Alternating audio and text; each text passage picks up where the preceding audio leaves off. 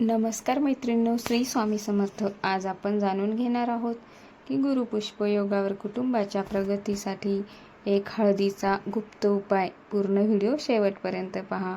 भारतीय संस्कृतीमध्ये हळदीला अत्यंत पवित्र आणि शुभ मानले जाते. प्रत्येक मंगल कार्यात हळदीचा वापर केला जातो.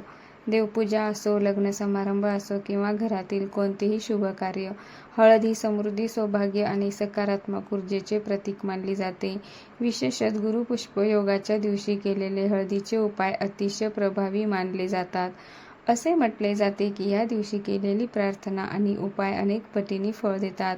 आज आपण जाणून घेणार आहोत कुटुंबाच्या प्रगतीसाठी, घरातील अडचणी दूर करण्यासाठी आणि सुख समृद्धी, घरात लक्ष्मी प्राप्ती होण्यासाठी वाढवण्यासाठी गुरुपुष्प योगावर केला जाणारा हळदीचा एक गुप्त उपाय. गुरुपुष्प योग म्हणजे काय हे आपण पहिले पाहूया. ज्योतिष शास्त्रानुसार गुरुवारचा दिवस आणि पुष्प नक्षत्र एकत्र आले की गुरुपुष्प योग तयार होतो. हा योग अत्यंत शुभ, फलदायी आणि भाग्य बदलणारा मानला जातो. ह्या दिवशी केलेले दान, जप, पूजा, उपाय आणि सेवा लवकर फळ देतात. गुरुग्रह हा ध्यान, संपत्ती, विवाह, सुख, संतती आणि कुटुंबाच्या प्रगतीचा कारक ग्रह मानला जातो. त्यामुळे गुरुपुष्प योगावर केलेले उपाय विशेषतः कुटुंबासाठी लाभदायक ठरतात.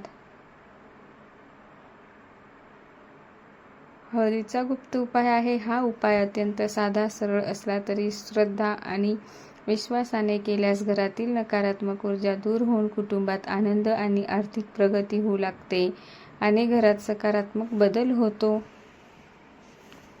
उपायासाठी लागणारे साहित्य बघा. 1 अख्खी हळदीची गाठ, पिवळा कापड, तांदूळ, 1 रुपयाचे नाणे, तुपाचा दिवा, भगवान विष्णू किंवा बृहस्पती देवाचा फोटो लागतो. उपाय करण्याची योग्य वेळ आहे. हा उपाय गुरुपुष्प योगाच्या दिवशी सकाळी सूर्योदयानंतर किंवा संध्याकाळी सूर्योदयानंतर करावा. घर स्वच्छ करून शांत वातावरणात पूजा करावी. मन शांत आणि शुद्ध ठेवावे. मनात वाईट विचार नकोत, कोणाबद्दल वाईट विचार नकोत. उपाय करण्याची संपूर्ण पद्धत आहे. नंबर 1, घराची स्वच्छता करा. सर्वप्रथम घर स्वच्छ करा. विशेषतः देवघर स्वच्छ आणि सुगंधी ठेवा, कारण जिथे स्वच्छता असते तिथे सकारात्मक ऊर्जा आकर्षित होते आणि घरात लक्ष्मी प्राप्ती पण होते. कोणत्या अडचणी येत नाहीत. पिवळे वस्त्र धारण करा. शक्य असल्यास पिवळ्या रंगाचे कपडे परिधान करा. पिवळा रंग गुरुग्रहाशी संबंधित असल्यामुळे तो शुभ मानला जातो. देवासमोर तुपाचा दिवा लावा. भगवान विष्णू किंवा बृहस्पती देवासमोर तुपाचा दिवा लावा आणि मन शांत करून प्रार्थना करा. ओम ब्रूम बृहस्पते नमः या मंत्राचा 108 वेळा जप करा. हा मंत्र घरातील अडथळे दूर करून कुटुंबाच्या प्रगतीसाठी लाभदायक मानला जातो. आता करा हळदीचा गुप्त उपाय. 1 पिवळा कापड घ्या. त्यामध्ये 1 हळदीची गाठ, थोडे तांदूळ, 1 रुपयाचे नाणे हे सर्व ठेवून छोटी पोटली तयार करा.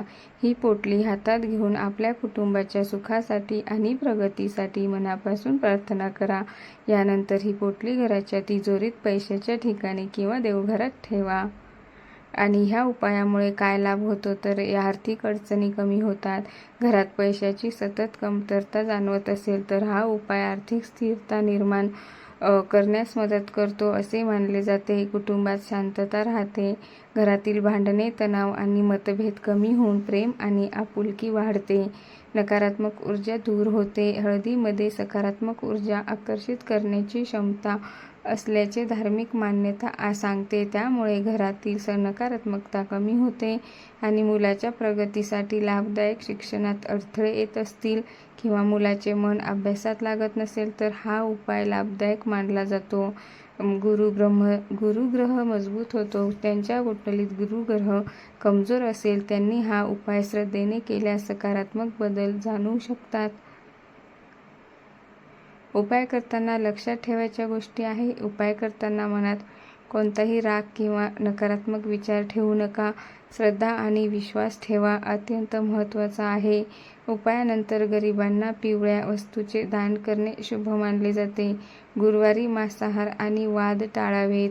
एक छोटी प्रेरणादायी कथा आहे बघा.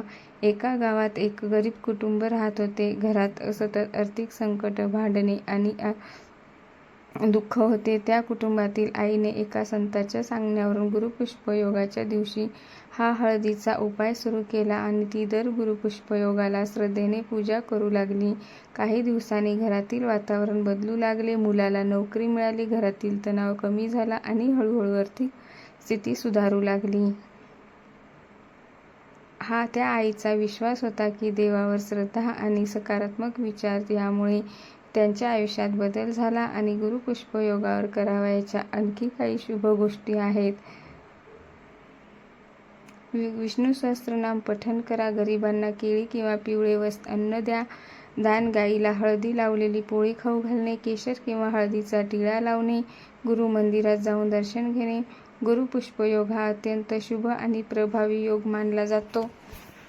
या दिवशी श्रद्धेने केलेले हळदीचे उपाय कुटुंबाच्या सुखसमृद्धीसाठी लाभदायक ठरतात, अशी धार्मिक मान्यता आहे. उपाय करताना सर्वात महत्त्वाची गोष्ट म्हणजे मनातील श्रद्धा, सकारात्मकता आणि देवावरचा विश्वास.